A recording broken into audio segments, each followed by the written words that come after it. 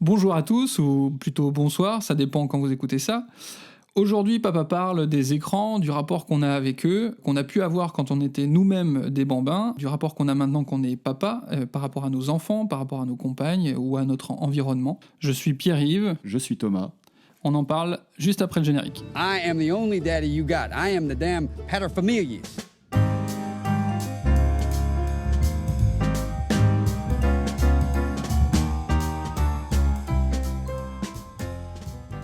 Donc bienvenue dans l'épisode 6 de Papa Parle, je suis avec Thomas, je suis Pierre-Yves. Aujourd'hui on va parler du rapport qu'on a aux écrans, pour nous-mêmes, pour nos enfants, l'évolution des écrans aujourd'hui. Bref, je ne sais plus quoi dire, heureusement qu'après on refait l'intro. En tout cas, bonjour à tous, Bonjour à tous. et on va rentrer dans le vif du sujet avec... on va revenir en arrière. Hop. Et comment ça se passait pour toi les écrans quand t'étais petit ? Alors, les écrans, quand j'étais petit, c'était donc, je suis né en 78. Quand j'étais petit, les écrans, c'était la télévision. Et quand j'ai eu 11 ans, à partir de 11 ans, les jeux vidéo. La télé était très présente pour moi. Et en fait, alors elle était dans le salon, il n'y avait pas beaucoup de règles dans la famille, il y avait que on mangeait pas devant la télé, parce que tout simplement on mangeait dans la cuisine, et donc il n'y avait pas de télé à cet endroit-là, mais sinon c'était un peu consommation open bar. Moi j'étais vraiment à l'époque des dessins animés à gogo, donc en sortant de l'école, c'était... Voilà, il y avait la 5 à l'époque, il y avait genre 2 heures de dessin animé sur la 5. Coucou, l'école est finie. Ah, c'est juste à la limite pour moi la 5. Bah oui. Mm. Ouais, avec, on pouvait appeler le 47477444. Je me souviens encore du numéro, je sais même plus ce qu'il faisait. Ils ont réussi à bien le rentrer dans ta tête. Ouais, c'est rentré dans la tête, ouais. Et donc c'était 17h à 19h, dessin animé à gogo, ça n'arrêtait pas, tous les soirs sur la 5, en mangeant des pépitos ou autres. Et il y avait évidemment... C'est un sujet, ça, les sucreries aussi. Il y avait la grande fête du mercredi avec, j'ai connu la grande époque du Club Dorothée, et donc là c'était pareil, c'était... je pense que je passais toute la journée devant la télé. Et sinon, le soir, il n'y avait pas vraiment de règles, sachant, quand j'y repense, ça me semble assez dingue. En fait, mes parents se couchaient tôt, genre mon père à partir de à 21h en gros, ma mère pas beaucoup plus tard.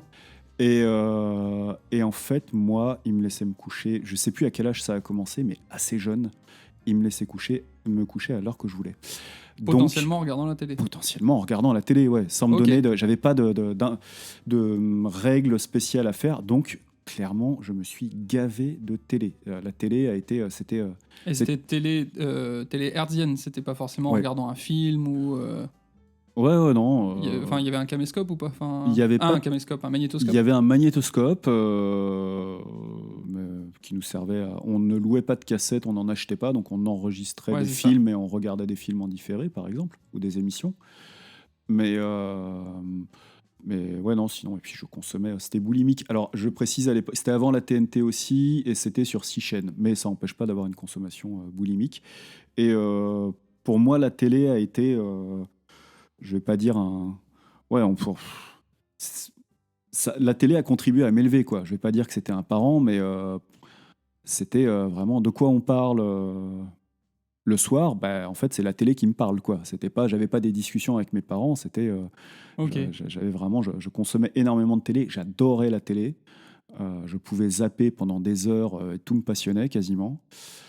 Et voilà, il en est resté quelque chose puisque je suis devenu après scénariste télé. Voilà, ça peut conduire à une vocation, une profession. Ouais, pendant très longtemps, même à un moment où j'ai commencé à beaucoup moins en consommer à partir de la vingtaine, etc. Je considérais que la télé m'avait en partie élevé et qu'elle était responsable d'une bonne partie du développement de mon intelligence. Je voyais ça comme une très bonne chose. Voilà. Ok. J'ai mis beaucoup de temps à avoir un côté un peu critique sur la télé et à en consommer moins. Voilà. Et puis les jeux vidéo, pareil, c'était un peu open bar. J'avais des bonnes notes à l'école, donc il y avait un peu un contrat. Ah oui. Il y avait un contrat de base qui était que voilà, tu t'en sors à l'école, bah, tu as le droit, ou tu as fait tes devoirs. Ça, c'est bah, un point important. tu C'est joues, si tu as la chance d'être adapté à l'école, ouais. t'as quand même plus. T'es moins Après, emmerdé par les T'es punitions, moins par les emmerdé, machins, ouais, par les ouais, restrictions. Ouais. Le concept de punition n'existait pas chez nous. De toute façon, Ok. je filais super à carreau. Enfin, D'accord. donc, il n'y avait pas besoin de Il y donner avait les comme un directives, truc je en les respectais. filigrane Ah où ouais, tu savais qu'il fallait pas Ah ouais. partir de côté, quoi. Alors, je partais pas de côté, quoi. Je sais pas D'accord. comment ils avaient bossé sur les premières années, mais D'accord. clairement, ils avaient bien fait le dressage. Et du coup, les punitions, genre privées de télé, j'ai Oui, jamais t'as pas entendu connu, parler. quoi. J'ai pas connu ça. Voilà. Moi, c'était à gogo. Et toi, Pierre-Yves, comment c'était? Alors, j'avoue que j'y ai réfléchi pas mal parce que les souvenirs sont pas toujours très clairs. Je sais qu'il y avait quelques règles simples qui étaient pas de télé de toute façon avant d'aller à l'école, pas de télé le matin en fait. Il n'y avait pas de télé le matin. C'était quand même globalement assez cool le mercredi et le week-end. Je me rappelle qu'il y avait presque des rendez-vous, comme quand je terminais le judo. C'était un truc que je surkiffais. J'arrivais du judo, j'avais le droit de manger des raviolis devant Sam Dynamite avec Denver le dinosaure. Voilà, ça c'était un truc, c'est resté ancré en moi. Voilà. Il n'y avait pas de télé aussi à table parce que la télé n'était pas dans la cuisine et on mangeait dans la cuisine. Il y avait une télé dans le salon. Donc c'était ça, on a eu un magnétoscope assez tard, et d'ailleurs on a même eu les 6 chaînes assez tard, on est dans le trou du cul du monde, et donc la 6, c'est... En fait j'avais certains potes qui avaient la 6, ça me faisait rêver, il y avait certaines émissions, dessins animés, je me disais, peut-être qu'un jour je pourrais les voir, mais voilà quoi. C'est d'ailleurs sujet de discussion à la récré, des fois j'étais largué. Voilà. Et puis après, donc ça c'était par rapport à la télé, aussi ouais, un espace où c'était à gogo, c'était chez mamie quoi. Clairement, chez mamie, je me levais le matin, la télé était allumée sur le Club Dorothée avec Dragon Ball Z et mon chocolat chaud et mes tartines fumantes à côté, quoi. Voilà, ça. Mais j'avoue que c'était des super bons moments, hein. C'était vraiment très très attendu, agréable. Alors après, je ne me voyais pas de l'extérieur. Je pense que je devais avoir une tête d'autiste à ce moment-là et être complètement en mode bugage quand je regardais les dessins animés. Ça, c'est sûr. Mais comme toi, et encore maintenant, je me pose la question, je suis des fois ambivalent sur ce que m'a apporté la télé, les écrans, comment je les regardais. Parce que, si je suis honnête, on n'a pas été... Enfin, moi, j'ai pas été vraiment accompagné. Enfin, il n'y avait pas vraiment une réflexion sur ce qu'on regardait. Mes parents regardent... Enfin, tu vois, par exemple, ne m'auraient jamais mis devant un film interdit au moins de 18, au moins de 16, au moins de 14. Enfin, je sais pas quelles étaient les cibles à l'époque. Je me rappelle d'avoir été frustré parce qu'ils avaient regardé Le Seigneur des Anneaux. Ils m'ont dit non, tu peux pas. Puis vu le titre, je me dis bah avec des agneaux quoi, c'est dégueulasse. Pourquoi je peux pas regarder ça quoi, un truc sur les bergers, enfin bref. Il faisait attention à ça, mais sinon il y avait pas trop de regard sur ce que je regardais. Dragon Ball Z, ils se mettaient sur la tronche tout le temps. Bon, ils ont jamais... T'as connu Ken le Survivant?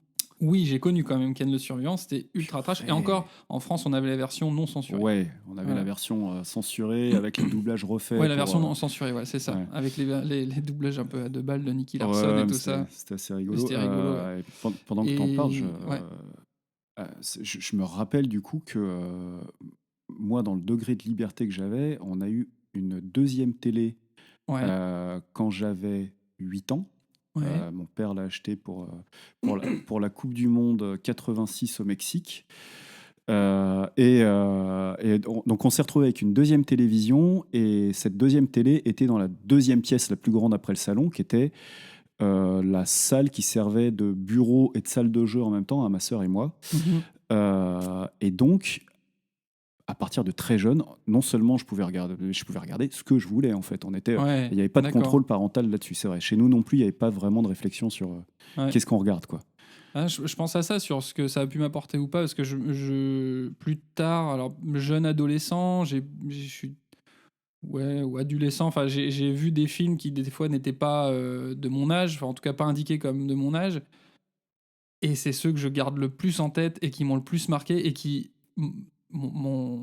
que j'apprécie encore beaucoup et qui m'ont appris, par exemple Fight Club, je l'ai vu assez tôt, ou peut-être, enfin voilà, il faudrait que je revérifie quand même au niveau des quand il est sorti, mais des films assez durs ou 99. 99.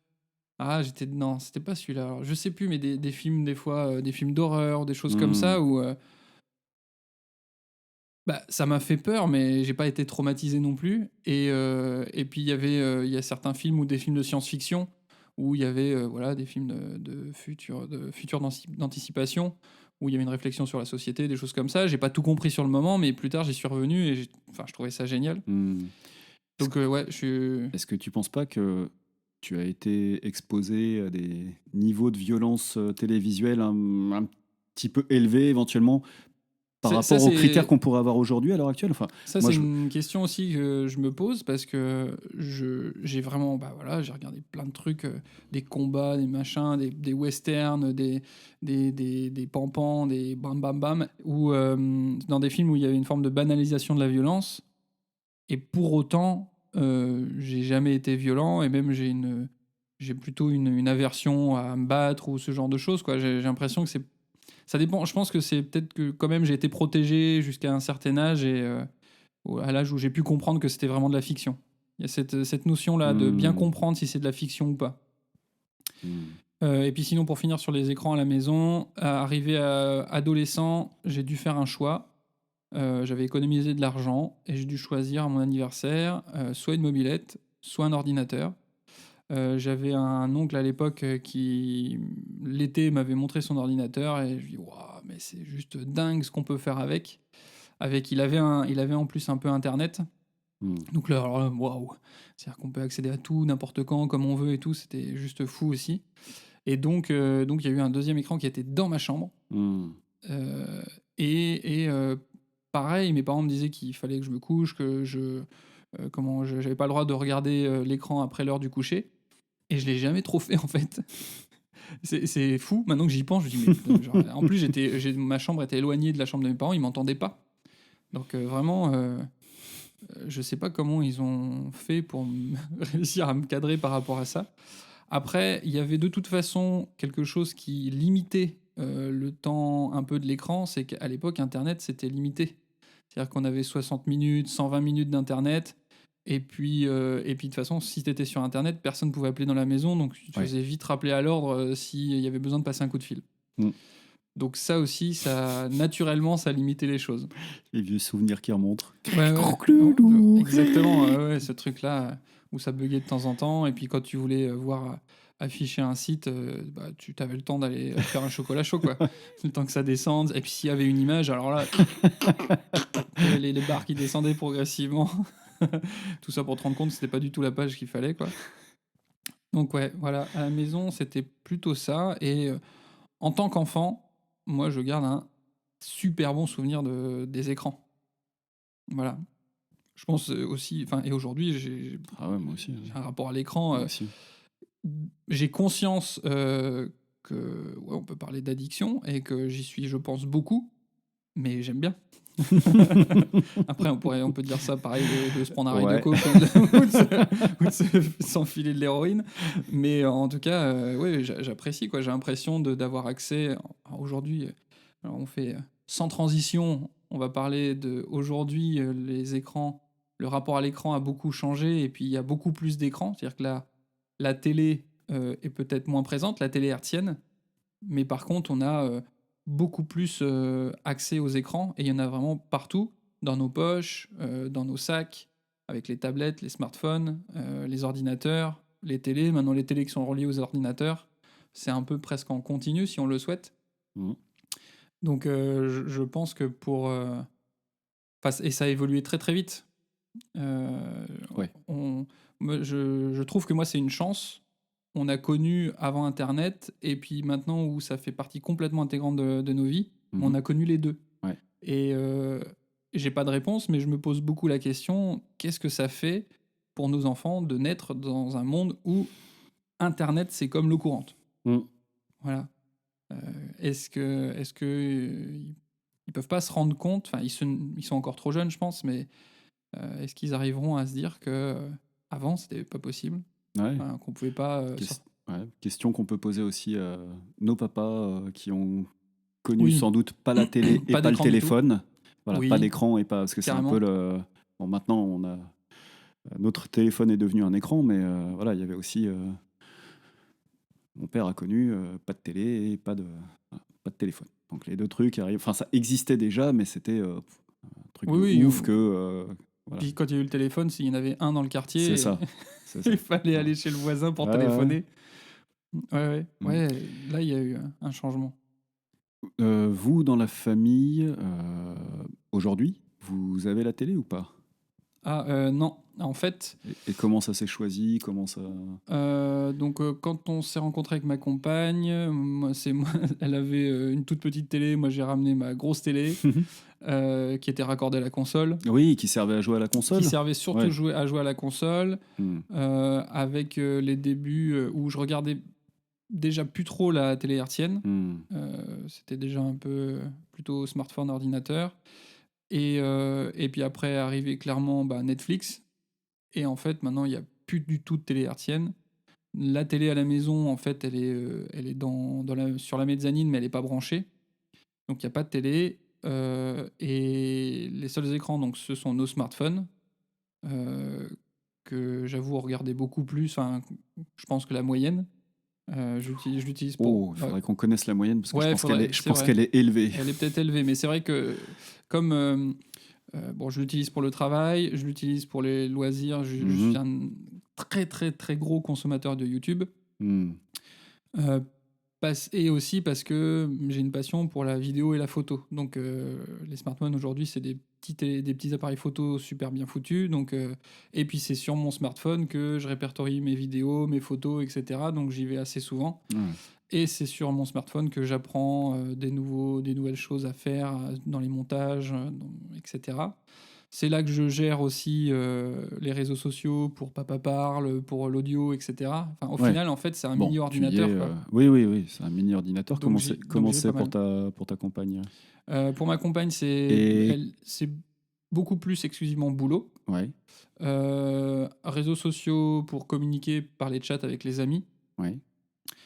Et je réfléchis, et plus parce qu'on ne regarde pas trop le téléphone l'un de l'autre, mais de ce que je vois et de les retours qu'elle me fait, c'est aussi pour faire des recherches dans les domaines qui l'intéressent, en fait, voilà, par rapport à sa profession, par rapport aux enfants aussi.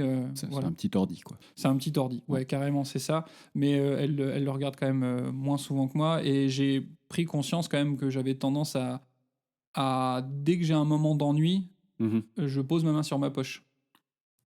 Ça, j'en ai pris conscience récemment. J'ai fait une première cure de désintox.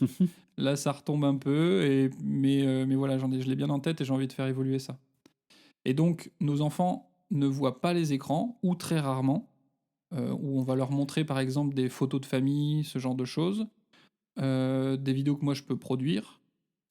Mais par contre, ils nous voient souvent le regarder. D'accord. Ça, c'est un fait. Vous en avez parlé de ça? Vous avez...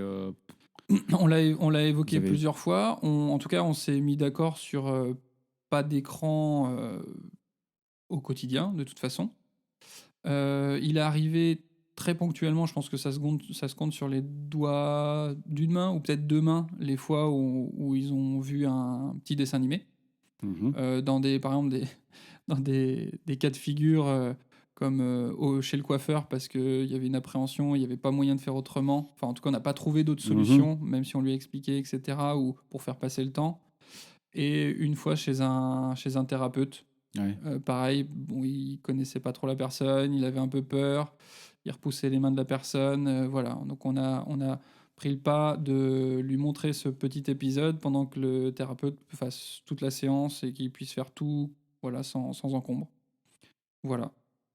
Le peu de temps qu'ils ont passé dessus, quand même, j'ai l'impression que post-écran, il y a une montée d'adrénaline quand même. D'accord. Voilà. Avec un petit peu un chouï d'énervement, et puis très clairement, même si on dit voilà, ça va être 15 minutes, une fois que les 15 minutes sont passées, qu'on a bien montré sur l'horloge, l'aiguille est à tel endroit, etc., c'est difficile de quitter l'écran. Ouais, il y a vraiment tout de suite une addiction. Je ne sais pas si on peut parler d'addiction, ou en tout cas, ils sont vite happés par ça. Ouais. Plus le deuxième que le plus grand. Le plus grand, j'ai déjà vu s'ennuyer devant et... Voilà. Et laisser tomber.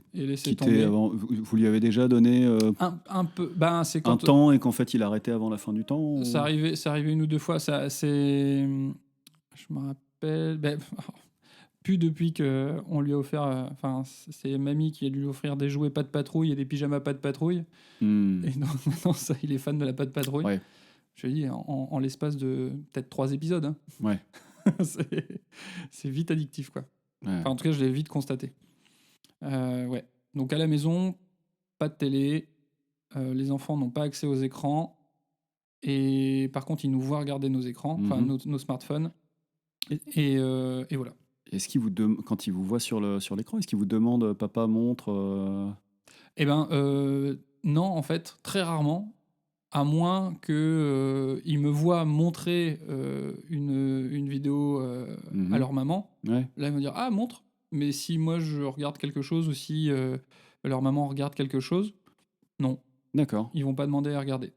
D'accord. Est-ce qu'ils vous reprochent des fois d'être trop sur le téléphone? Enfin, toi, d'être trop sur le téléphone? C'est arrivé 2 fois. Mon grand, elle me dit Ah, bien. Enfin, c'était pour venir jouer.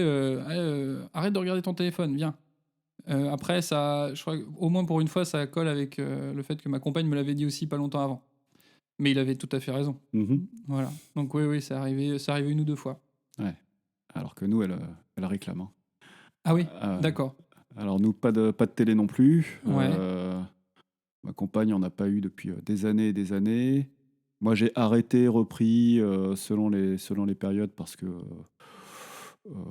j'avais envie d'arrêter. À un moment, j'ai repris parce que je me disais oui, quand même, par conscience professionnelle, en tant que scénariste, ce serait bien, scénariste télé, ce serait bien que je sache ce qui se passe à la télé et tout. Ouais. Et en fait, j'avais arrêté définitivement en janvier 2015 au moment des attentats de Charlie Hebdo parce que je me suis retrouvé chez moi à regarder BFM TV pendant 3 jours en boucle. Ah, c'est pas bon Et pour la santé, ça. mais j'étais dans un état. Et il y a un moment, il y a une lumière qui s'est allumée dans ma tête qui a dit éteins la télé maintenant. Ouais. Et pour recommencer à aller un peu mieux. Et voilà, j'étais tellement mal que je me suis dit mais en fait, il faut que je donne ma télé, quoi.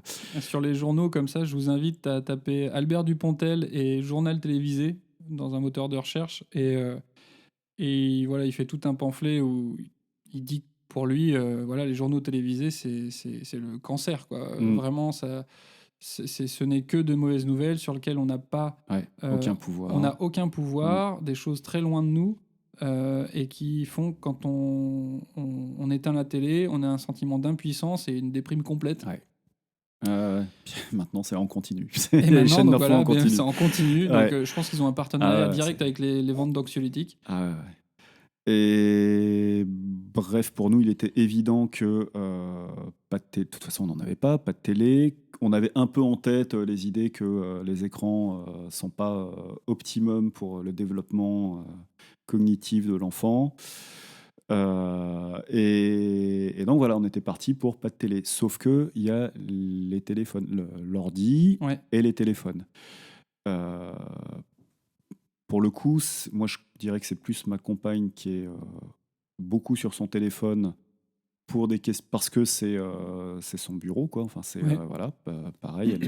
Elle est thérapeute aussi. Elle gère beaucoup de choses sur le téléphone. Gestion de rendez-vous, etc. Gestion de rendez-vous, SMS parce qu'elle est très présente pour ses patients. Beaucoup de relations amicales, familiales. Donc voilà, beaucoup d'échanges de SMS, du WhatsApp, des choses comme ça. Moi, j'y étais un peu moins. Et finalement, voilà, on était parti pour dire bon, voilà, on évite les écrans au maximum. Sauf que la réalité, c'est qu'on était beaucoup sur nos écrans, enfin sur notre téléphone. Ce que tu décris, pareil, je pense que c'est commun à beaucoup de gens. Le côté, t'as un tout petit temps mort, t'as un petit moment d'ennui ou n'importe quoi. Hop, tu sors ton téléphone, tu check. Tu checkes tes mails, Facebook, n'importe. Et donc on essaie de se maîtriser à ce niveau-là. Nous, il y a eu discussion et volonté d'en faire moins, surtout à partir du moment où nous, notre fille, elle a réclamé par contre. Elle voyait qu'on était dessus, elle voulait voir aussi. Et en fait, c'est arrivé... on l'a laissé regarder au fur et à mesure. Elle a gagné des territoires, quoi. Elle a débloqué des niveaux. Ouais, d'accord. Au début, on a accepté qu'elle regarde quand on était en train de regarder des photos donc familiale, quoi. Enfin, parce qu'on a commencé à prendre beaucoup de photos. Oui, bah oui. Quand notre... Oui, ça a commencé comme ça aussi. Ça- Nous, on ouais. prend la photo, puis on montre à l'autre. Ouais. Et là, il dit, bah moi, je veux regarder aussi. Et ouais. Ouais. Et là, donc à partir de un an quelque chose, elle a commencé à vouloir regarder les photos. On s'est dit, bon, bah, c'est des photos, quoi. Donc, si c'était avec nous à côté, voilà, bon, on lui montrait. Et puis rapidement, elle a trouvé comment. Elle a vu comment on faisait défiler les photos sur l'écran tactile. Elle a commencé à le faire elle-même et tout. Puis au bout d'un moment, il y avait parmi les photos, des fois, il y avait des petites vidéos. Mhm. Et donc, ben voilà. Ça bouge. Et ça bouge. Commence à regarder les vidéos. Alors toujours dans le cadre familial, mais voilà. Un jour, on s'est auto-piégé dans les niveaux qu'elle a débloqués parce que on chantait des chansons à table et puis on s'est rendu compte qu'une chanson qu'on lui chantait, on croyait qu'on l'avait en CD, on l'avait pas en MP3, etc. On va sur YouTube pour chercher la chanson. Mhm. On va aller chercher L'eau vive de Guy Béard. Et là, on a ouvert Internet et YouTube. Et La boîte de Pandore. Et là, on a ouvert la boîte de Pandore. Voilà. Et là, alors je dis ça, bon, ça reste très contrôlé, tout ça, mais c'est vrai qu'après, ça a ouvert la voie aux chansons pour enfants, au clair de la lune ou n'importe quoi sur. Oui, bah oui. Donc ça a été ses premiers dessins animés quelque part, parce qu'elle se retrouve avec des petits clips comme ça. Meunier Tudor, et puis tu as des petits bonshommes en animation qui bougent. Donc voilà, et elle a eu une petite phase où elle voulait tout le temps en regarder et où ça nous a un peu inquiétés. Alors on se mettait avec elle, on mettait des petites règles sans vraiment genre ah non là ça y est, t'en as regardé 3 ou t'en as regardé 4, on fait autre chose. En n'étant pas hyper à l'aise avec ça, en se demandant comment on fait, parce qu'en même temps voilà, t'avais deux tendances qui s'affrontent, qui sont je veux pas que mon enfant regarde des écrans ou pas beaucoup. Et en même temps, je veux que mon enfant soit libre de faire ses expériences et d'explorer les choses par lui-même. Je pense que c'est un sujet qui est très présent, notamment dans les questions qu'on redéveloppera peut-être plus tard sur les questions d'école démocratique, par exemple, où c'est vraiment un point qui revient, ou pour un sujet que je connais pas mal aussi, qui est le monde de l'instruction en famille, où voilà, ça revient souvent dans les discussions, ce genre de questions, c'est où on veut laisser le maximum de liberté aux enfants. Et en même temps, il y a des expériences où on n'est pas complètement prêt à ce qu'ils les fassent vraiment, enfin qu'ils les dirigent eux-mêmes comme ils l'entendent. Mais Voilà. on reviendra dessus, mais cette notion de poser des limites, je pense qu'en tout cas avec ma compagne, là où on en est, nous, que ce soit les écrans ou sur tout autre sujet, c'est laisser une grande liberté avec comme limite la santé, ou en tout cas ce qu'on sait être mauvais ou dangereux ou nuisible à notre enfant, et qu'à son âge, il ne peut pas anticiper. Voilà. Oui. Alors après, c'est à l'aune de nos connaissances actuelles. Alors, voilà. Est-ce que tu peux nous en dire un peu où tu en es sur tes connaissances actuelles? En cherchant un petit peu, puis en creusant le sujet, donc il y a les choses assez classiques qui reviennent dans les conseils, c'est le 3, 6, 9, 12, avec un conseil, donc je ne vais pas dire de bêtises, je préfère regarder. Donc il y a un site qui s'appelle 3-6-9-12.org et qui donne différents conseils sur l'appréhension de l'écran pour les parents et avec les enfants. Et donc avant 3 ans, vraiment pas du tout d'écran. De 3 à 6 ans, donc l'enfant a besoin de découvrir ses dons sensoriels et manuels, donc il doit encore vraiment être assez loin des écrans et il faut une approche vraiment très ponctuelle des écrans et toujours accompagnée. De 6 à 9 ans, on peut commencer, en tout cas c'est ce qui est dit sur le flyer, à intégrer les écrans, mais plutôt avec une notion de créer avec les écrans. C'est-à-dire que on n'est pas passif devant l'écran. L'écran peut servir de support pour dessiner un modèle. Certains petits jeux interactifs existent par rapport à ça. Ouais, ça inclut les jeux vidéo dans l'ensemble ou... Alors, je sais pas si... Et puis, je pense que ça dépend. Il y a jeux vidéo et jeux vidéo. Mais là, il y a certains petits jeux vidéo qui existent, où on a une application, mais qui est liée à un jeu physique. C'est-à-dire, on va manipuler le jeu physique, va y avoir une interaction à l'écran, etc. Voilà, c'est plus de cet ordre-là, mais qui est toujours... genre Just Dance. Just tous les, Dance, non, mais oui. tous les trucs de la Wii, quoi. Tous C'est les, vrai, il y a un peu de ça, mais en tout cas, qu'il y ait toujours une notion d'action demandée à l'enfant, qui soit pas passif devant Mhm. l'écran. De 9 à 12 ans, alors là, après, là on commence à lui parler des dangers éventuels qu'il peut y avoir devant l'écran. Il peut mieux comprendre ce qu'il en retourne, ce que ça implique de regarder un écran, ce qu'on peut trouver à la télé, c'est-à-dire qu'on peut être Mhm. amené à regarder des choses euh, qu'on a du mal à intégrer à un certain âge par rapport à la violence, par rapport à la sexualité, par rapport à voilà, plein de concepts. Par rapport à Internet, ben voilà, c'est une porte ouverte sur tout, donc de belles choses, mais aussi voilà et aussi on ouvre notre fenêtre au monde, c'est-à-dire que on peut donner des informations sur soi. Elles peuvent être utilisées d'une Mhm. certaine manière. Oui. Voilà, il y a toute une chose qui est conseillée à partir de cet âge-là, de 9 à 12 ans. Et à partir de 12 ans, commencer à ouvrir l'autonomie, toujours accompagné, mais lui donner des temps où il va être autonome face à l'écran. Mais par contre, toujours avoir un retour et un dialogue sur ce qui a été fait, pourquoi, comment il vit ça, quoi. Voilà. Hmm. À l'heure actuelle, nos enfants, à tous les deux, ont entre 2 et 4 ans. Est-ce que tu Ouais. penses que quand ils arriveront dans cette tranche, tout ça sera encore d'actualité ou légèrement obsolète? C'est-à-dire. C'est-à-dire, je pense que ça a l'air d'être des choses de bon sens et ça Ouais, a ouais. l'air souhaitable.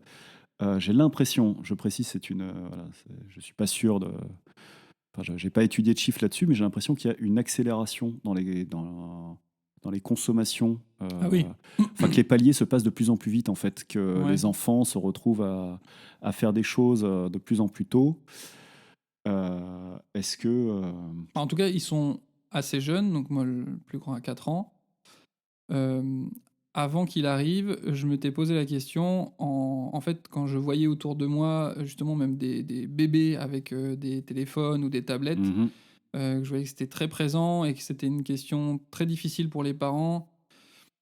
Euh, je, je pense que déjà, ils ont moins vu d'écran que moi je l'en ai vu quand j'étais petit, je pense. Je Mhm. pense qu'avec quand j'étais chez mes grands-parents, ce genre de choses. Enfin voilà, ils ont vu. Enfin, j'ai vu beaucoup plus la télé que eux ils n'ont pu la voir. C'est vrai que chez mes parents, c'est pas le cas. Chez les parents d'Emeline, ils ont peut-être vu un peu plus souvent la télé, ça arrivait, mais quand même, ça reste rare. Donc, je pense que c'est pas impossible. C'est-à-dire que c'est pas impossible de faire attention à ça et de respecter ces consignes. Euh, on parlera un petit peu après de pourquoi c'est important de respecter ces Mhm. consignes-là, mais je pense que c'est faisable. Euh, et que la plus grande difficulté, finalement, elle n'est pas tant vis-à-vis de la demande de l'enfant, mais de notre propre rapport aux écrans. Oui. Parce que clairement, si j'étais pas accro à mon téléphone, il aurait peut-être jamais vu un écran en fait. Mais oui. Il y a peut-être de ça aussi. La plus grande difficulté que j'ai rencontrée, c'est mon propre rapport à l'écran et pas forcément le rapport de mon enfant à l'écran. Parce que s'il en croise pas, il est pas en demande quoi. Mhm. Et, euh, et donc mon rapport à l'écran et et mon rapport à ma capacité à, à faire autre chose et à jouer et à bouger et à faire des activités avec lui en Ouais. fait. Jeux de société, jeux de construction, Ouais. voilà quoi. C'est un point super important et qui revient sur pas mal de sujets. On pourrait dire la même chose sur, je sais pas, la consommation de sucre, par exemple, sur Carrément. la cigarette pour ceux qui fument. Voilà, tu souhaites des choses pour ton enfant ou tu voudrais qu'il n'adopte pas un certain nombre de comportements. La première chose à faire, ou à regarder, c'est quel est toi-même ton comportement sur ce sujet. Est-ce que Ouais. et les enfants Et c'est pas agissent facile. principalement par imitation. Et non, c'est pas facile. Ouais, une C'est. chose que j'ai pas dite, c'est que ils ne demandent pas à voir mon téléphone parce que peut-être pour l'instant, ils n'ont pas encore conscience de tout ce qu'il y a dessus. Mais par contre, ils m'ont imité de nombreuses fois. Mhm. C'est-à-dire qu'ils ont très souvent pris une petite planche de bois, un petit Ouais. truc en plastique, et puis collé le téléphone à l'oreille, regarder le bout de bois en tapotant dessus, pour faire comme papa ou maman en fait. Ouais. Et à faire allô, oui, oh là là, et puis mon grand qui prend un bout de bois et qui fait comme s'il filmait quelque part, ça j'ai déjà vu faire. Donc ils jouent à être adultes, Oui. mais ils n'ont pas encore vraiment conscience de tout ce qu'il peut y avoir à regarder, en tout cas. Mm. Mais c'est sûr, ils nous imitent constamment. Il y a, voilà, si on parle un peu plus science, un enfant né blindé de neurones miroirs, et c'est ce qui permet d'apprendre, c'est des neurones qui permettent le mimétisme avec l'autre, et donc sa manière d'apprendre, c'est par l'exemple. Mm. Donc ouais, c'est ce que je trouve fabuleux et en même temps hyper dur quand t'es parent, c'est que t'as pas le choix d'être exemplaire, quoi. Et tu l'es jamais. Et tu l'es jamais, mais il faut tendre vers ça. Et clairement, des fois... Ouais, ou pour le dire autrement, tu es toujours un exemple. La question est quel exemple veux-tu donner, quoi. Ouais, c'est ça. Et du coup, voilà, tes enfants... Donc, au final, pour moi, la problématique, c'est plus quel est mon rapport à l'écran que quel est le rapport de mon enfant à l'écran.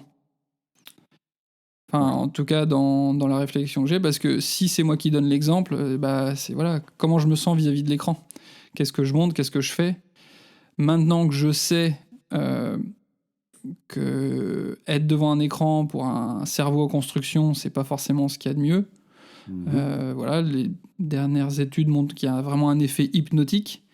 Et là, il y a un article du Monde que j'ai pu voir ce matin qui disait de ne surtout pas mettre les enfants devant un écran avant l'école, parce que comme ils sont en ultra concentration face à l'écran, ils amenuisent leur capacité de concentration avant d'arriver à l'école, là où ils vont en avoir besoin énormément. Et moi, je l'ai bien ressenti pour moi, en fait. Les écrans ont petit à petit complètement flagué ma capacité à me concentrer, au point que maintenant, je supporte plus de m'ennuyer, j'avais du mal à me concentrer sur un truc, etc. Et je cherche à regagner ça. D'accord. Et voilà. C'était la motivation première pour toi de retrouver cette concentration pour diminuer sur les écrans ? La motivation, elle est double. C'est vis-à-vis de mes enfants. Ouais. Et clairement pour moi aussi, égoïstement, parce que si j'arrive à mieux me concentrer, je fais mieux tout ce que j'ai à faire, en fait. Voilà. Je me suis rendu compte, j'ai eu une période où j'étais plus discipliné. Je me suis rendu compte que j'arrivais à faire en 1 heure ce que je fais d'habitude en 3 heures, parce que je me papillonne pas sur d'autres choses. Et puis il y a derrière une sensation d'accomplissement qui est vachement agréable, en fait. Ouais. Et ça demande une petite discipline, quand même. Ça demande une petite discipline. Est-ce que tu as ce problème-là, même quand tu es sur des sujets qui te passionnent ? Ouais, quand même. Et c'est là où je me suis dit qu'il y avait quand même une problématique. Ouais. Même sur des choses que je sais être ultra passionnant pour moi, je vais avoir l'esprit qui part vite à droite, à gauche, et rester 1 heure, même 1 heure, 30 minutes non-stop sur quelque chose, ça m'est devenu compliqué. Donc je le retrouve progressivement. Ça fera peut-être l'office justement d'une... J'aimerais bien qu'on fasse une émission sur la gestion du temps, sur la concentration, sur quels outils on pourrait utiliser pour ça. Mais depuis que je mets un peu plus en place ça, je retrouve, avec des fois des hauts et des bas en fonction de la fatigue, en fonction de la gastro des enfants et de l'ensemble de la famille. Ouais. Mais voilà, je sens que ça permet de regagner une qualité de vie, en fait. Oui, on a... je voudrais revenir un peu sur ce qui est préconisé par rapport aux écrans, à 3, 6, 9, 12. Là, il y a alors, je sais pas si c'est un chercheur, et dans quel domaine exactement, sûrement des neurosciences, qui a écrit un livre qui s'appelle, alors c'est assez rentre-dedans, qui s'appelle « La fabrique du crétin digital », et qui, lui, est assez drastique en disant « c'est pas d'écran avant 6 ans, de toute façon, aucun écran ». Et dans les interviews que j'ai entendues de lui, vraiment, il disait que c'était une aberration de mettre un enfant devant un écran, et que dans toutes les études qui étaient faites, même celles qui ne disaient pas que les écrans étaient nocifs, elles ne disaient pas qu'ils étaient bénéfiques. Ouais. En 2 mots, tu peux nous dire des effets que ça fait de mettre un enfant, parce que on se dit il n'y a pas de Bourdon, quoi, mais... Il y a déjà donc, ce que je disais avec l'article du Monde là, sur le fait que ça happe la concentration de l'enfant.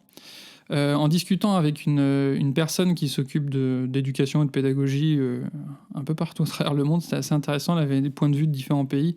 Elle disait que elle n'avait pas un regard vraiment noir vis-à-vis de l'écran lui-même, mais c'est juste que tout le temps passé devant un écran, c'est autant de temps en moins à échanger avec les autres et à communiquer avec les autres. Ouais. Et donc, on voyait apparaître un recul de la compréhension fine de certaines choses, entre guillemets, du lire entre les lignes. Je donne un exemple. Si on dit à un enfant « viens, on va dehors », ça sous-entend qu'on est dedans.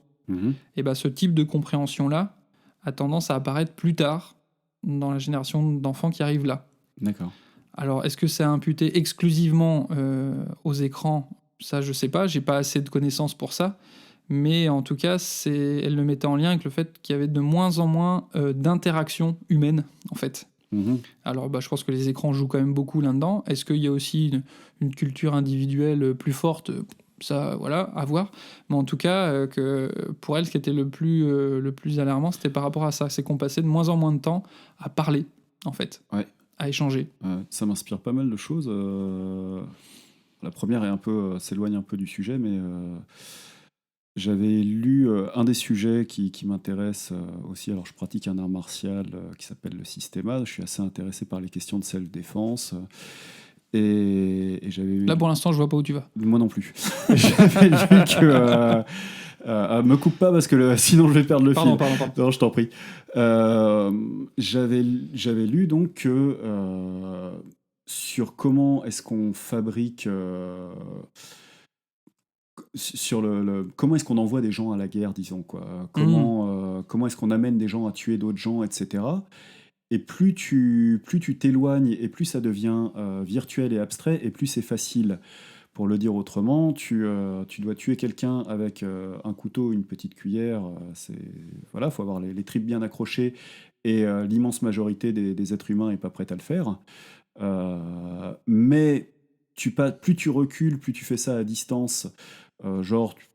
Si c'est avec un fusil, c'est plus facile. Si c'est avec un fusil à lunettes à 400 mètres, c'est encore plus facile.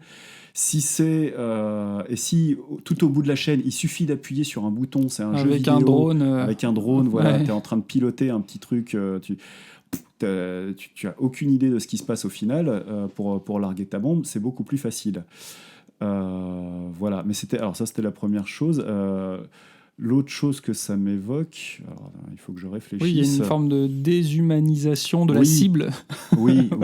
Plus elle est loin. Exactement. Ouais. Et ça, les écrans permettent ça, effectivement. On le voit aussi ne serait-ce que les commentaires que les gens laissent quand on est derrière un écran, on peut être beaucoup plus acerbe. Ah oui. Et ça fait partie des dangers ou des choses auxquelles il faut penser quand un enfant commence à aller sur Internet. Il peut recevoir des commentaires où il peut y avoir des retours très très violents dans les mots parce que sous couvert d'anonymat, on est beaucoup plus courageux derrière on est beaucoup plus courageux derrière l'écran. Beaucoup plus facilement les gens. Mais je pense qu'il faut donc protéger nos enfants de ça, mais il faut aussi les informer qu'eux-mêmes, ça peut facilement arriver qu'ils le fassent. Et qu'on peut très facilement envoyer un commentaire sur la photo d'un ami, d'une amie, dire la tête de je sais pas quoi, etc. Alors que factuellement, face à elle ou face à lui, il l'aurait pas fait. Je pense qu'il y a cette notion-là aussi qui est importante. Ouais. Autre chose que ça m'inspire, c'est un petit peu, on en a déjà un peu parlé, mais c'est que ça nous renvoie à un sacré défi en tant que parents, parce qu'une chose qu'on n'a pas dit aussi, tout simplement, c'est que si les écrans sont aussi présents et parfois on s'en sert en tant que parent, plus ou moins selon les parents, c'est qu'ils ont un énorme pouvoir. Enfin, ils sont super pratiques pour certaines situations, quoi, pour calmer un enfant, pour avoir la paix, etc. C'est ce que je disais un petit peu justement quand on était chez le thérapeute, exactement, chez le coiffeur. Exactement. Oui, carrément.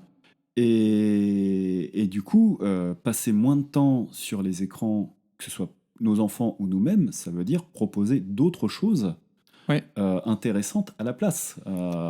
Oui, et est-ce qu'on se rappelle ce qu'il y a d'autre intéressant à faire, les jeux, les choses comme ça? Oui, je suis d'accord. en soirée ou n'importe quand, on s'ennuie un petit peu, tiens, on va aller chercher une solution, on va aller chercher une définition sur Internet, à chaque fois, en fait, on le fait à travers l'écran de plus en plus. Ça m'a rappelé un souvenir qui nous est arrivé, enfin une petite mauvaise expérience qui nous est arrivée avec notre fille, qu'on n'avait pas du tout vu venir dans le début de regarder des choses sur des écrans. Donc, comme je disais, elle s'était retrouvée... on lui avait montré des petits dessins animés... parce que c'était ce qui illustrait des chansons, en fait, des chansons pour enfants de son âge. Et dans sa période où elle voulait, où elle arrêtait pas de demander et où on lui montrait des petits films, au bout d'un moment, moi, j'en avais un peu marre d'écouter toujours la même, d'écouter Pirouette Cacahuète pour la 20e fois et tout ça. Et je me suis dit, tiens, mais je pourrais me faire un peu plaisir en même temps en écoutant des chansons qui restent dans son domaine, mais qui moi, vont me provoquer un peu quelque chose. C'est-à-dire, concrètement, je me suis dit, je pourrais m'écouter donc regarder sur YouTube des petits génériques de dessins animés que je regardais quand j'étais enfant, sans aller chercher des choses violentes, quoi. Mais oui, pas Ken le survivant. Pas Ken le survivant, et en mettant des chansons qui me plaisent, et j'en ai un certain nombre comme ça, et donc je me suis dit, tiens, j'ai envie d'écouter, ça fait longtemps que je ne me suis pas écouté. Alors, je me souviens plus du nom du coup, un dessin animé qui n'était pas hyper intéressant, mais qui avait un super générique, et qui était donc sur...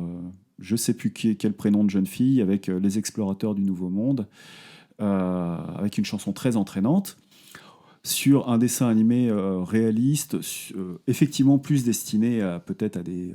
au moins à partir de 6 ans, mais qui raconte la vie de pèlerins, peut-être en Australie.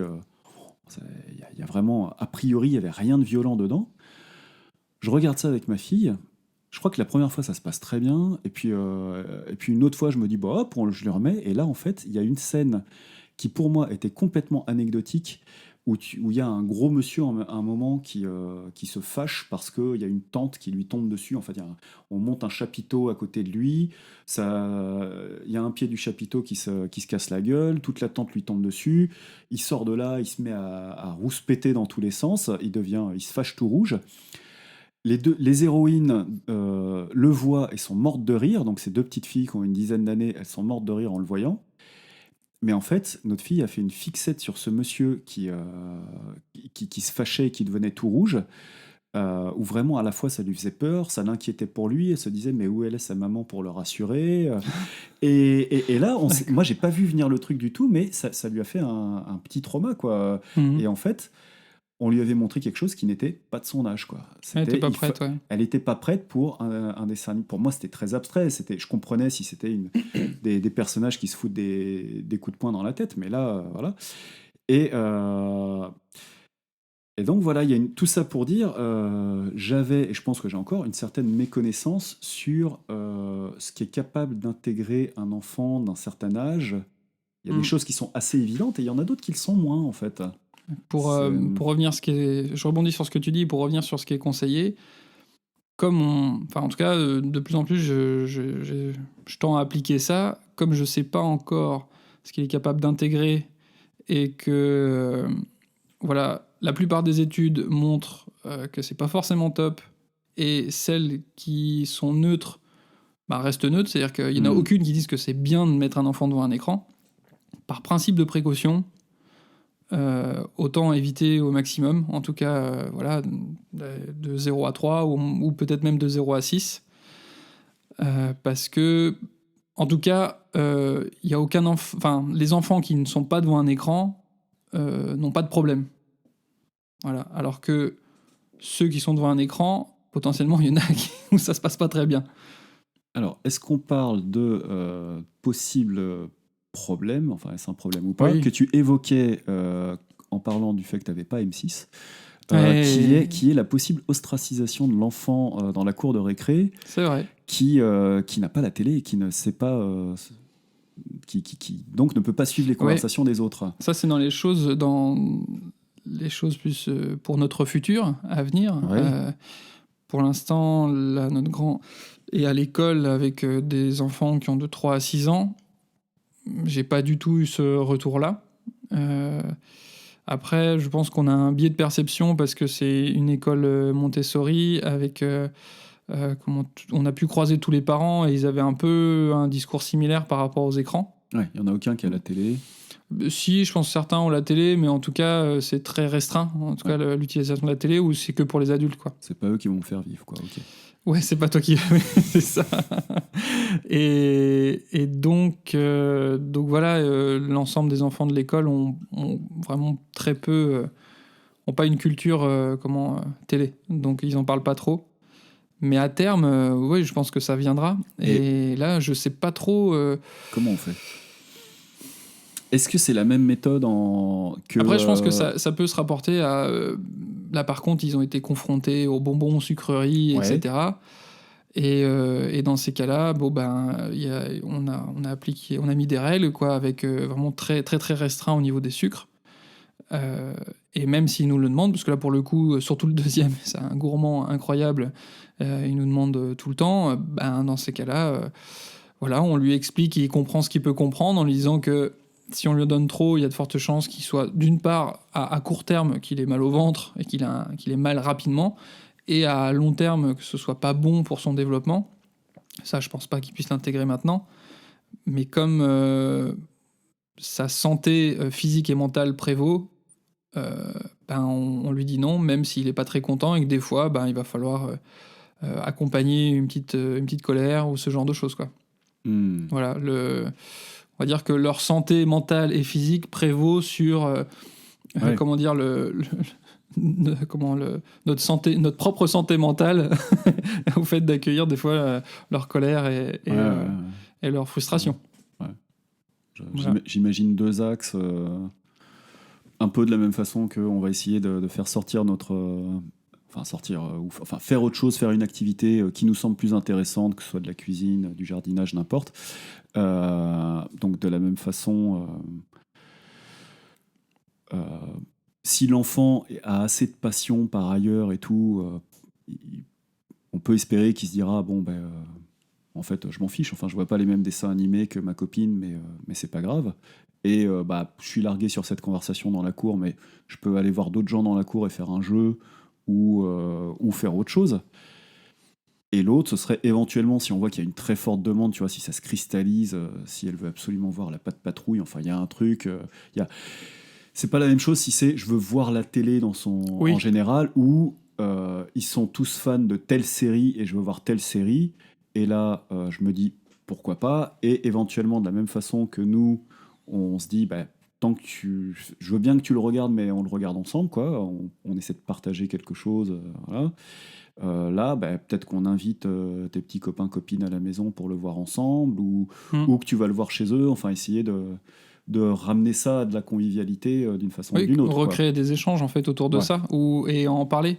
Une chose que j'ai pas dite tout à l'heure, donc ils ont vu très rarement des dessins animés, mais on était curieux de savoir en fait ce que ça leur faisait, en fait, et on leur posait la question. Alors il s'est passé quoi dans l'épisode, qu'est-ce que t'en as pensé, est-ce que t'as compris ce qui s'était passé?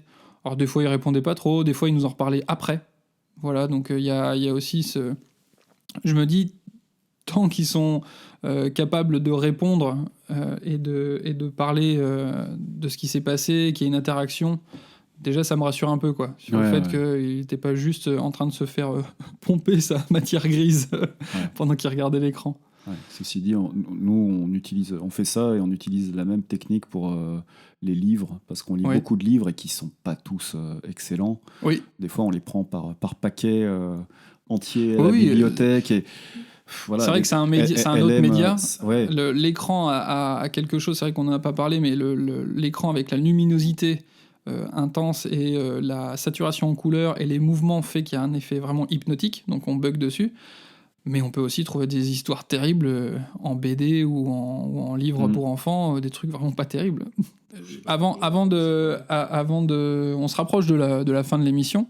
Est-ce que t'as, là on a parlé de tout ce qu'il fallait, enfin on a parlé des dangers, les choses sur lesquelles il fallait faire attention, effectivement pas trop d'écran, etc.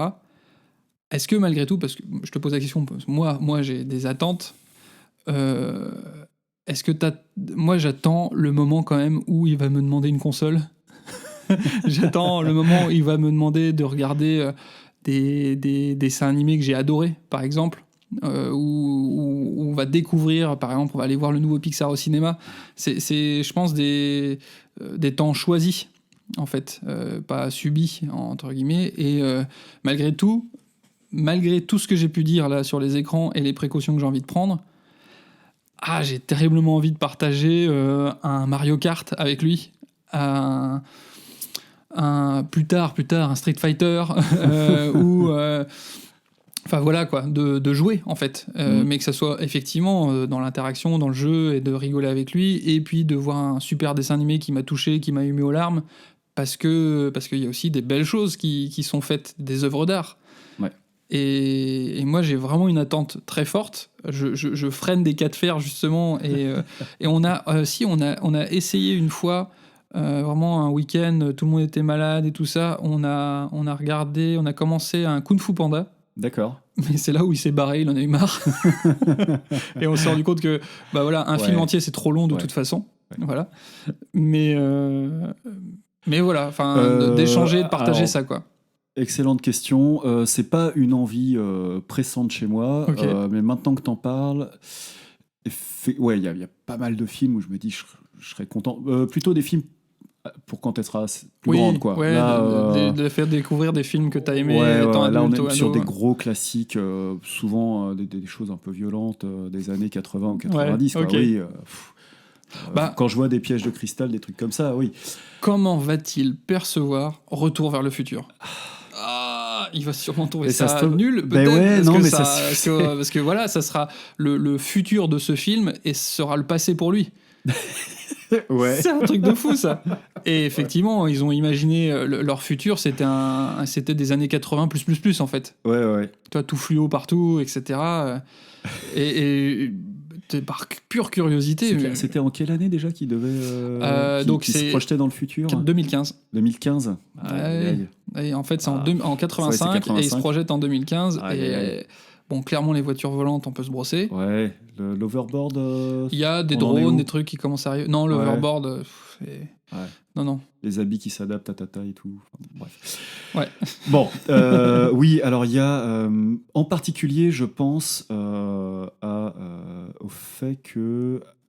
Alors, elle nous demande des histoires pour s'endormir quand on l'accompagne pour dormir. Et c'est vrai que, paradoxalement, je suis scénariste, mais alors, inventer les histoires au débeauté comme ça, c'est pas trop mon truc. J'ai envie de dire, alors attends, tu veux une histoire ? Je sors mon paperboard, je sors mes post-it, laisse-moi 3 heures, s'il te plaît. Sauf que c'est pas trop. Donc, je vais piocher dans des histoires qui existent. Et j'avais envie je me suis retrouvé à lui raconter une histoire que j'aime beaucoup, un de mes films cultes, qui était sans doute pas de son âge. D'ailleurs, j'ai parlé de ça avec ma compagne il y a pas longtemps, qui m'a dit, mais tu te rends compte que c'est pas du tout de son âge ? Ouais, Evil Dead, c'est chaud quand même. Alors, c'était pas Evil Dead, non, mais c'était Karate Kid. Et il se trouve, je lui ai beaucoup raconté Karate Kid pour l'endormir, donc je pense qu'elle connaît très bien l'histoire de Karate Kid maintenant, à 2 ans et demi.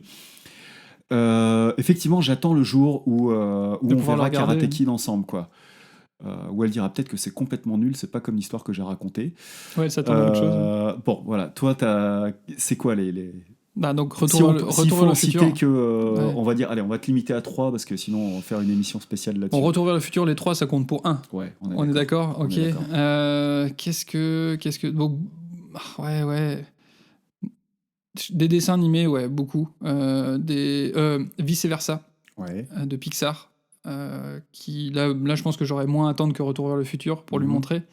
Ça, ouais, mais en plus, ça pourra servir plein de fois. Oui, à différents âges, il y a différentes compréhensions. Ça, vice versa, vraiment à fond. Et est-ce que j'ai d'autres choses Non, après, pour le coup, peut-être d'autres médias, mais des livres, moi, gamin, qui m'ont remis à la lecture, tous les romans de Bernard Werber, par exemple, où j'adorais ce parallèle entre 2 histoires en même temps, à 2 échelles en même temps, Les Fourmis, entre autres, et qui m'ont aidé à avoir conscience qu'on peut vivre une même histoire, mais avec un regard différent. Voilà. Ça, c'est des trucs que j'aimerais bien lui glisser. Si, Harry Potter, évidemment. On peut penser qu'il n'aura pas besoin de nous. Oui. Ouais, pour Harry Potter, quoi.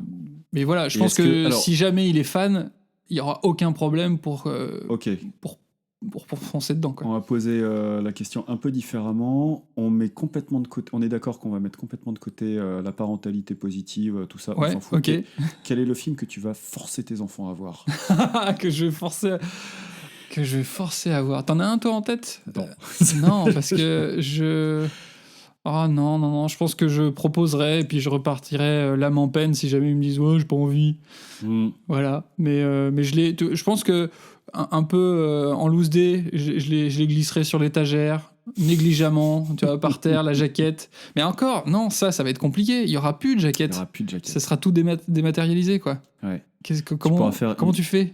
Tu fais une jaquette et quand tu l'ouvres dedans, il y a un petit papier avec un lien internet écrit dessus. Un lien HTTP. Voilà, tu offres un lien HTTP. C'est ça. Petit hommage. Petit hommage, ouais. Ok, d'accord. Oui, ça aussi, pareil. Ça, c'est quelque chose, on est en pleine transition. Ouais.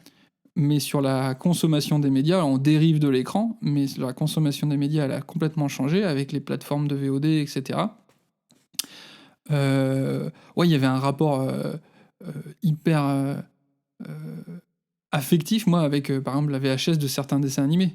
J'ai saigné la VHS de Astérix chez les Bretons, au point qu'il y avait des... Enfin, voilà, la qualité était vraiment médiocre à la fin, mais le son... Enfin... Mais j'étais trop content de l'utiliser. Je pense qu'on perd ça. Après, on a accès à plein de choses, mais c'est vrai qu'on on a accès plus rapide, plus fluide, de meilleure qualité. Mais ce truc, je savais que quand on allait chez un pote, il avait ces 2 cassettes-là. Quand on allait chez moi, c'était Retour vers le... c'était Astérix chez les Bretons et The Mask. Ouais. Voilà, avec mon père, on a regardé 28 000 fois The Mask. Voilà, ça... ça, tu vois, j'aimerais bien quand même qu'il y ait un film ou 2. Un jour, mon fils puisse dire avec mon père, on regardait ça. Ça, j'avoue, ça, c'est un petit truc, j'aimerais bien. Voilà, je pense qu'on a fait un tour non exhaustif de la question. Je me suis rappelé de plein de bonnes choses. Je me suis rendu compte encore plus... finalement, en le verbalisant, qu'il faut vraiment que je fasse un taf sur mon addiction aux écrans.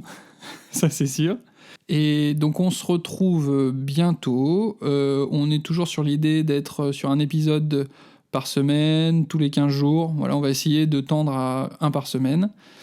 Avec une fois un invité, une fois un sujet, et puis des fois les 2 en même temps. Pour nous encourager, si jamais vous trouvez le podcast sympathique, la première chose, c'est de nous mettre 5 étoiles sur l'application podcast d'Apple ou sur Spotify ou sur Deezer. Enfin voilà, c'est les étoiles et les commentaires sur ces plateformes-là, c'est la meilleure chose pour faire remonter le podcast. Ensuite, de le partager sur les réseaux sociaux ou d'en parler tout simplement autour de vous. Voilà. Ouais. Et puis, si vous avez des retours à nous faire, vraiment, n'hésitez pas, parce que c'est toujours hyper riche. Les quelques retours qu'on a eus pour l'instant nous ont fait bien cogiter, bien évoluer, que ce soit sur la qualité technique, sur la manière de conduire le podcast. Donc, vous pouvez nous faire des commentaires, donc principalement sur la page Facebook de Papa Parle. Voilà. Ouais. Et puis, dites-nous en commentaire comment c'est pour vous, toutes les questions dont on a traité. Tout ce dont on a parlé, comment vous gérez ça. On serait plutôt curieux de connaître tout ça. Et si on a pas mal de retours, revenir dessus, quoi. Pourquoi pas. Est-ce que on est des ovnis? Est-ce que, au contraire, pour vous, c'est pareil? Est-ce qu'on a, selon vous, dit des trucs judicieux ou des trucs complètement aberrants? Voilà, on est hyper curieux. Sur ce...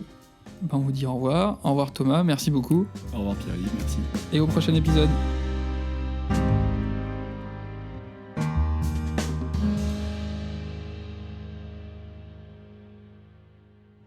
Je suis ton père.